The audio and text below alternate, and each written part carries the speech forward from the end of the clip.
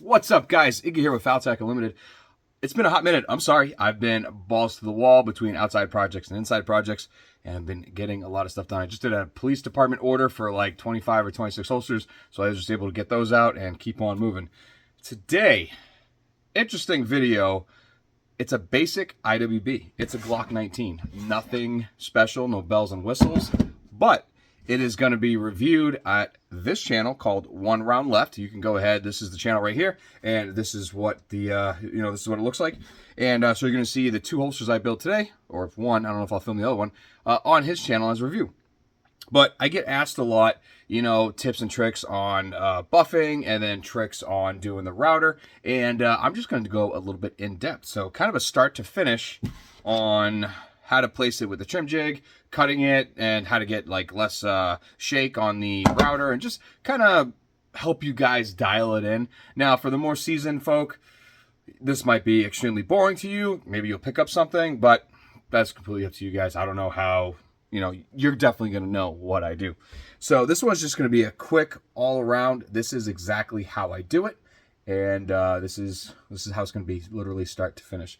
So I already have my blocking on here. That's the easiest. I built a special blocking that's hollow in the center to go over this. And I might make another one, but I'll go in depth with that later. So let's just get the piece cut, which is a Desert Fox. Let's get it in the press, and let's get this out the door. I know this gentleman's been waiting, and I apologize for that. So let's get to work.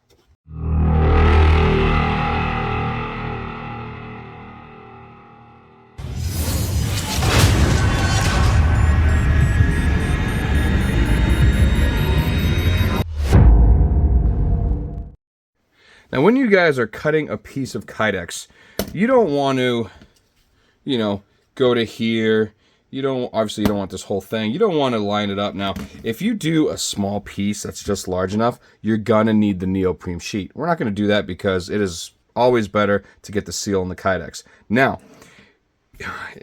with circumference and whatnot, you're gonna have this area here, this area here, this area here, and then you need a spot for the fence to hit. So if you are just outside the sides, you need to take in consideration the height, because you're going to need at least, if it's an inch up right here, you're going to need at least like 2 inches on it, or an inch and a half, because you're not going to want to do that. So if you cut too small, you're going to waste KYDEX, and I can't tell you how many times I've done it.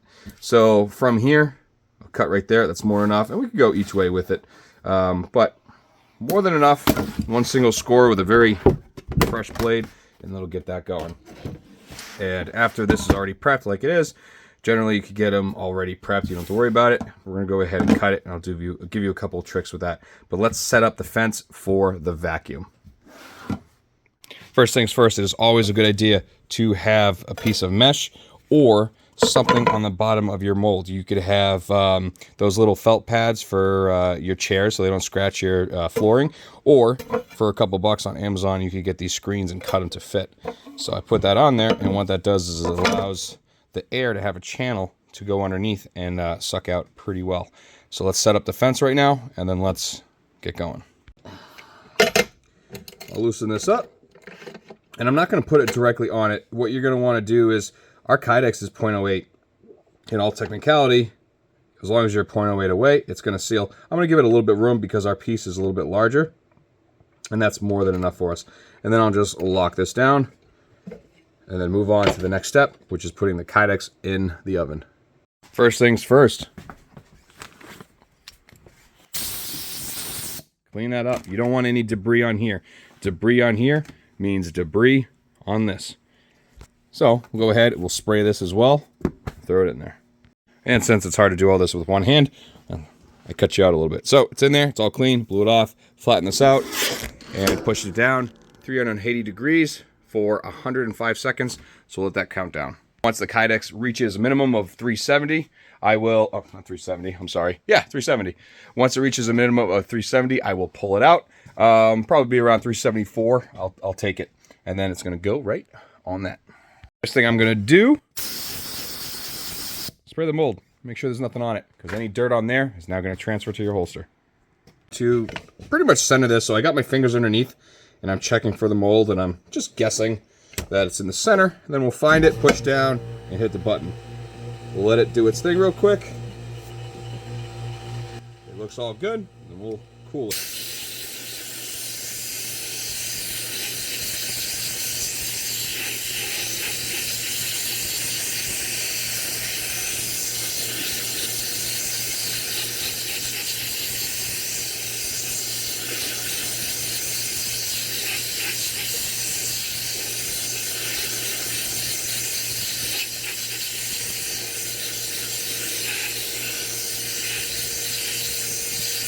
All right, it popped, so it can move around, but it's still not fully cooled.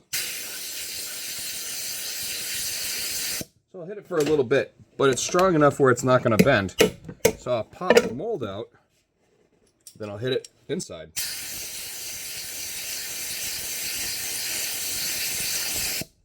At this point, it's rock hard.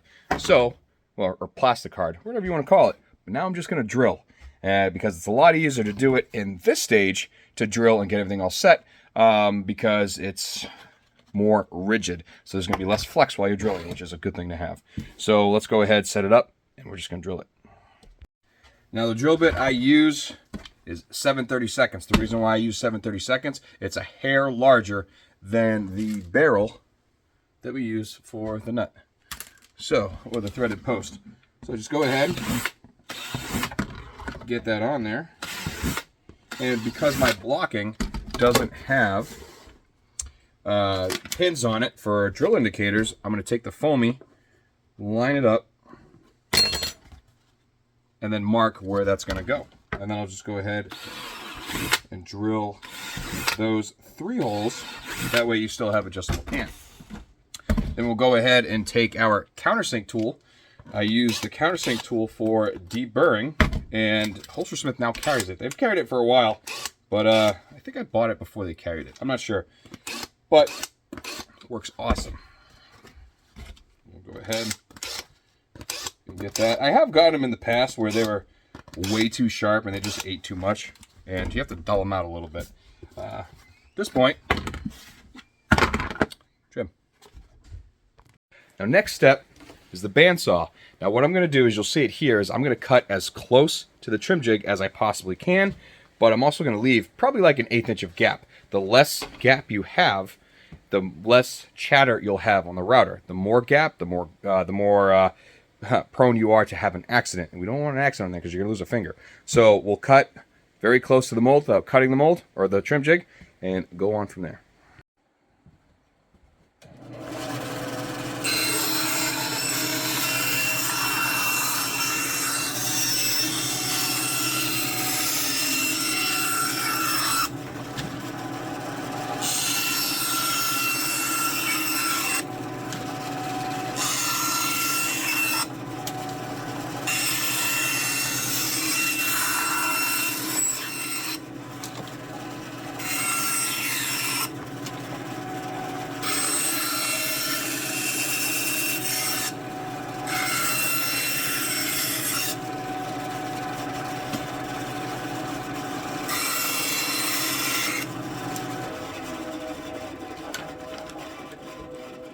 Now, if you notice, I cut that off. Why? Because we don't need it.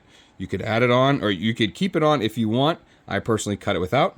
And then I'm going to go ahead to the scroll saw, where we're going to cut this piece out here. Now, if we don't cut this piece, the router is going to have an absolute field day.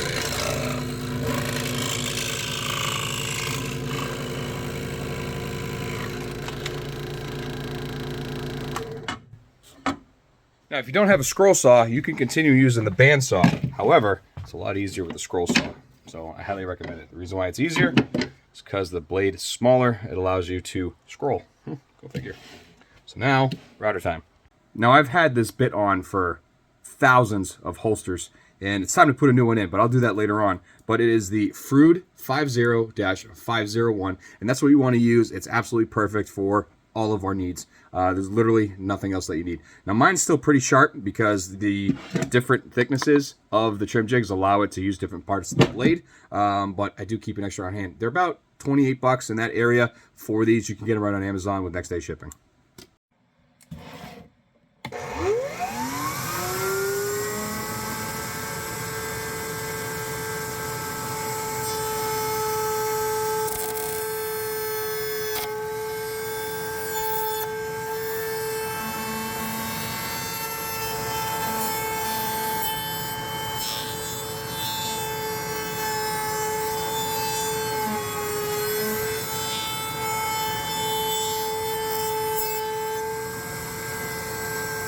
Now at this point, I like to do one simple trick, and that is I like to round this out by hand, because our trim jig isn't doing it.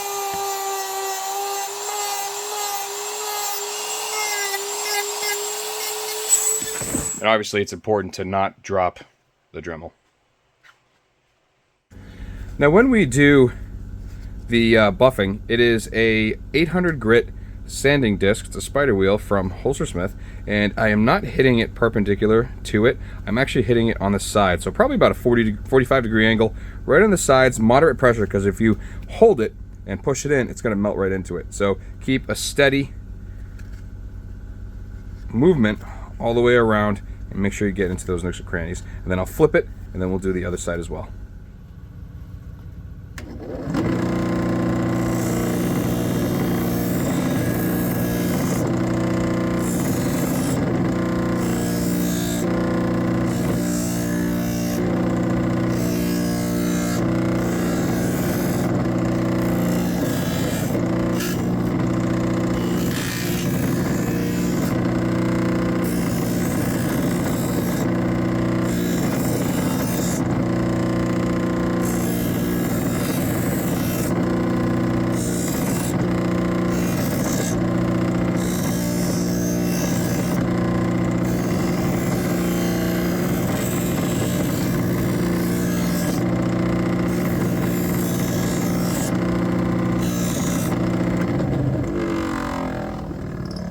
Hey, guess what? At this point, we are ready to fold.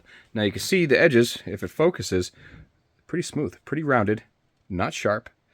It's nice. So we're gonna go ahead and put it on the strip heater here and get it going. Now my strip heater, if you notice, I built brackets and I have them bolted on the bench. That angle is just, it helps nice while we're standing here with it. So it's not flat, my wrists aren't bent too much, and I can just do my magic right here. Now when you're doing this, you don't want to keep the heat in one spot, because with this particular setup, you see how it's hotter here, not as hot over here, it will melt it. So I am going to keep it moving. And you might see smoke, you might not, and that's okay. Oh hey, it helps to have the folder. Got the folding tool. Now sometimes on your folding tools, you might want to put tape on it.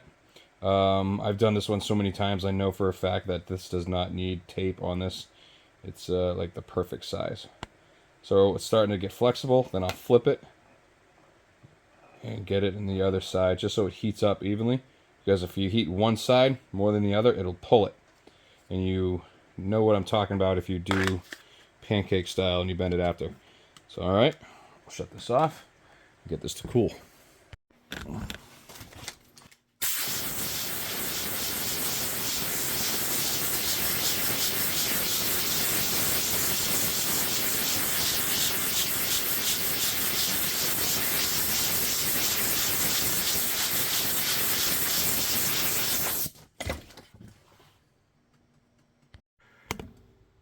And my favorite part, final assembly. Now you can start with whatever you want, but I always start with the retention and make sure that's good before I do anything else.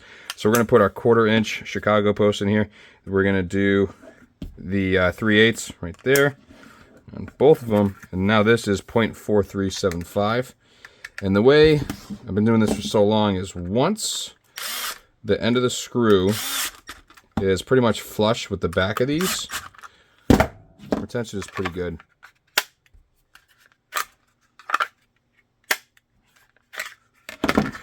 And so we'll move on. Again, 1/4 inch threaded post. This one is a 1/4 inch. It's a 1/4 inch right there, and again 1/4 inch. We have our spring steel foamy. Line that up, and then these are what are these? 0.375, I believe. Put that on, get this on. Then I'll square it up. And again, I tighten it to where I could feel the screw coming out the back. And we'll do a simple wipe down. Now right there is the basic step-by-step for a simple IWB. And this particular one is the Glock 19. Ladies and gentlemen, there we are. no bells and whistles, straight up mold, trim jig, and end product. And can't go wrong with it. So I love doing these ones. These are, you know, the no bells and whistles. It doesn't take freaking hours just to put all the hardware on and all this and that. Simple, basic, out the door.